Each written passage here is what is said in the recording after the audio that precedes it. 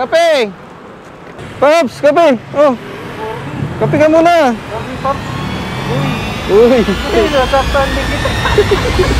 Alas 11 nga ng gabi nang naisipan ko bumiyahe. Hindi pala biyahe kundi mamimigay ng kape at mga biskwit. Ito nga yung bagong programa ngayon ni Move It, na kung saan mamimigay kami ng ganito sa mga masisipag na trabahador. Dahil nga taga Valenzuela ako ay hindi na ako masyadong lalayo dito sa lugar namin. Unang destinasyon ko nga ay dito sa may BGC Paso de Blas. May dalawa nga ako nakita angkas rider dito na nakatambay. Kanina pa kaya? Ano, krema?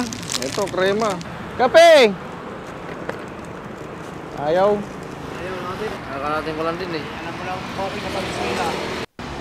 Okay. Mamaya na. Oh, sige. Ay, libre yan? Libre to, Pops. Biskuit muna. Cup noodles. Salamat. Dito tayo. Maya-maya nga lang may lumapit na isang joyride rider. Kape! Ha? Uy, picture!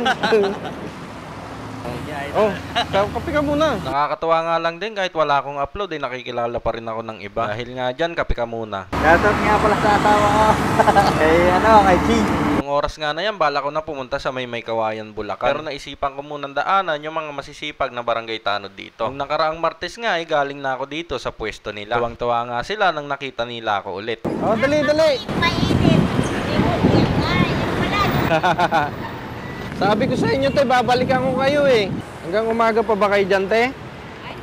Medyo marami-rami nga rin silang napakapi ko dyan. Ito palang pakapi ni Move It ay hindi lang para sa mga rider. Ito ay para sa lahat at nakadepende na lang sa amin kung sino yung mahihintuan namin sa daan. Napakasarap nga lang din sa pakiramdam magbigay ng ganito. Simpleng thank you lang at salamat ay nakakawala talaga ng pagod. Wednesday.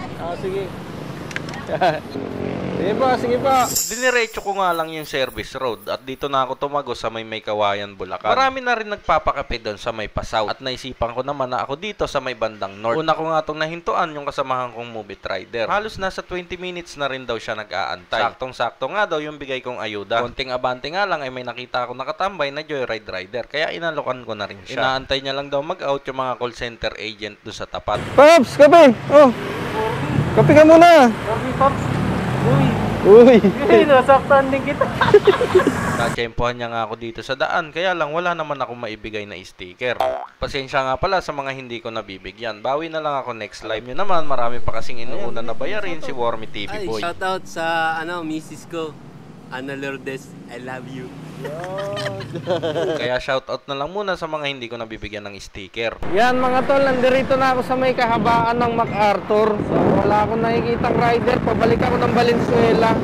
Pero dito na ako sa MacArthur dumaan. Bandang Dalandanan, Valenzuela nga ay may nadaanan akong isang joyride rider, kaya inalukan ko na rin siya. Karamihan nga sa inaalukan ko ay hindi makapaniwala na libre to. Inalukan ko na nga rin yung mga gumagawa dito sa may kalsada. Nung bagyong Karina nga, dito yung may pinakamalalim na part na baha. Kaya naman ginagawa na ng aksyon ng mayor ng Valenzuela. Maya-maya nga lang ay napadpad na ako dito sa may Petron, Malinta. May nakita nga ako nakatambay na Move It rider dito, kaya inalukan ko na rin siya ng kape at biskwit. Konting andar nga lang ay nandirito na ako sa may lumang munisipyo ng Valenzuela. Dalawang Move It rider nga yung masayang nakita ko nagkikwentuhan kaya hinintuan ko na rin. At meron pang isang Move It rider na dumating. Bali, apat na nga kaming motor dito nakaharang sa may gilid ng kalsada. Paalala lang din sa mga kasamahan kong motorcycle taxi rider, kapag halimbawa wala tayong booking at nag-aantay tayo pasukan, mas mainam na tumambay ka na may kasama para iwas hold up lalo na't gabi. Hanggang sa napadpad na ako dito sa may kanto ng M. Doles Reyes, Gente de Leon. May nakita nga ako Move It rider at angkas rider kaya pinakape ko na sila. Nakitambay na rin ako sa kanila. Yung angkas rider nga na yan ay taga Cainta Rizal pa. Kapag MC taxi rider ka talaga, halos lahat ng lugar dito ay mapupuntahan mo. Matapos nga lang ang ilang minuto ay napadpad na ako dito sa may kahabaan ng Gente de Leon. Tamang kumpuni nga lang daw siya ng motor kasi wala pa raw siyang booking. Habang binibigyan ko nga siya ng kape ay may dumating na isang Move It rider. Sa Facebook niya nga lang daw to napapanood. Bakit ganun? Oh, libre! Oh, Anong timing ko marami na, nakarami ka na yata. Tatlo pa lang. Oh, Pops. Thank you ha, thank you. Nang pauwi na nga ako ay nadaanan ko itong isang joyride rider. Nagpasya na nga rin ako umuwi niyan kasi halos mauubos na yung 2 termos na dala-dala ko. Kaya naman sa hindi ko pa napakape, kita-kits tayo soon.